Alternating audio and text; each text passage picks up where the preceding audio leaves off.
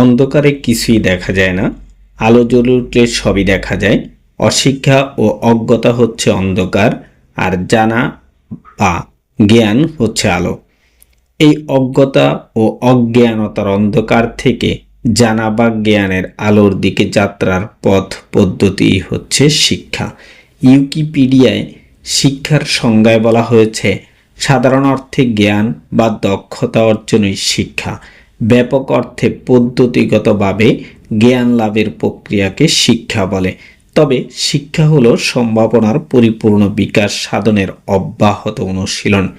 শিক্ষা প্রক্রিয়ায় কোনো ব্যক্তির অন্তর্নিহিত গুণাবলীর পূর্ণ বিকাশের জন্য উৎসাহ দেওয়া হয় এবং সমাজের একজন উৎপাদনশীল সদস্য হিসেবে প্রতিষ্ঠা লাভের জন্য যেসব দক্ষতা প্রয়োজন সেগুলো অর্জনে সহায়তা করা হয়।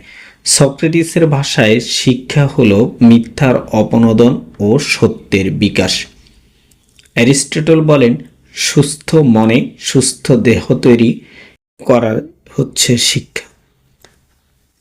রবীন্দ্রনাথ ঠাকুর বলেন, শিক্ষা হলো তাই যা আমাদের কেবল তথ্য পরিবেশনই করে না, বিশ্ব সভ্যতার সাথে সামঞ্জস্য রেখে আমাদের জীবনকে গড়ে তোলে। গভীর অন্ধকারের ভিতরে যেমন একজন লোক দেখতে না পেয়ে কেবল আন্দাজে ও অনুমানে হাতড়ে বেড়ায়, তেমনি বিদ্যাহীন অজ্ঞ মূর্খ ব্যক্তি জীবনের লক্ষ্যে পৌঁছানো দূরের কথা লক্ষ্য স্থির করতেও ব্যর্থ হয়। তাই মানুষ হিসেবে পরিচিত হতে হলে, মানব জীবন সার্থক করতে চাইলে, সুন্দরভাবে সম্মানের সাথে বাঁচতে হলে জ্ঞান অর্জন তথা শিক্ষার কোনো বিকল্প নেই। জ্ঞানী অন্যান্য প্রাণী ও মানুষের মধ্যে পার্থক্য তৈরি করে। এই জন্য পবিত্র কোরআন নাজিলের প্রথম শব্দ ছিল ইকরা, মানে পড়ো। অন্যান্য সকল ধর্মগ্রন্থ, জ্ঞানী গুণী পণ্ডিত সাধক সবাই জ্ঞান অর্জনের অনিবার্যতার কথা বলেছেন। জ্ঞান, বিদ্যা, অভিজ্ঞতা ও দক্ষতাই কাউকে সত্যিকারের সফল ও সার্থক মানুষে পরিণত করে। 21 শতকের এই তীব্র প্রতিযোগিতার দুনিয়ায় চাওয়া পাওয়ার প্রধান মাপকাঠি হচ্ছে জ্ঞান, অভিজ্ঞতা ও যোগ্যতা। তাই প্রতিযোগিতায় টিকতে হলে এখন শিক্ষা অর্জন করতে হবে সর্বাধিক পদ্ধতিতে। জানতে হবে অন্যের চেয়ে অনেক বেশি, হতে হবে আরও 10 জন থেকে অধিক যোগ্য, প্রদর্শন করতে হবে বেশি বেশি অভিজ্ঞতা ও দক্ষতা। শিক্ষা গ্রহণের মূল উদ্দেশ্য এক বা অভিন্ন হলেও পৃথিবীর এক এক দেশে প্রাতিষ্ঠানিক শিক্ষা গ্রহণের পদ্ধতি এক এক রকম। জ্ঞান অর্জন বা শিক্ষা গ্রহণের পদ্ধতি মূলত দুটি: প্রাতিষ্ঠানিক পদ্ধতি, অপ্রাতিষ্ঠানিক পদ্ধতি।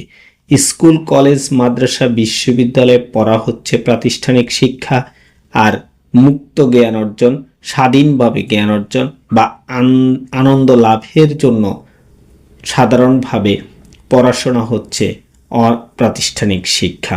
ক্লাসের পড়াশোনাই মূলত প্রাতিষ্ঠানিক পড়াশোনা। একজন শিক্ষার্থী শিশু শ্রেণী থেকে MA পাশ করা পর্যন্ত ক্লাসের পড়াশোনা সঠিকভাবে সম্পন্ন করলে তার জ্ঞান ও সার্টিফিকেটের যে স্ট্যান্ডার্ড অর্জিত হয় তা তার বাকি জীবন, পেশাগত কেরিয়ার ইত্যাদির জন্য খুবই গুরুত্বপূর্ণ। রাষ্ট্রের শিক্ষা বিভাগ অনেক গবেষণা করে প্রাতিষ্ঠানিক শিক্ষার সিলেবাস প্রণয়ন করে। তাই সফলভাবে MA পাশ করার পর একজন শিক্ষার্থীর মধ্যে জ্ঞান ও যোগ্যতার একটি মিনিমাম স্ট্যান্ডার্ড তৈরি হয়। অবশ্য MPhil, PhD, পোস্ট ডক এর মতো গবেষণাও প্রাতিষ্ঠানিক শিক্ষার মধ্যেই পড়ে।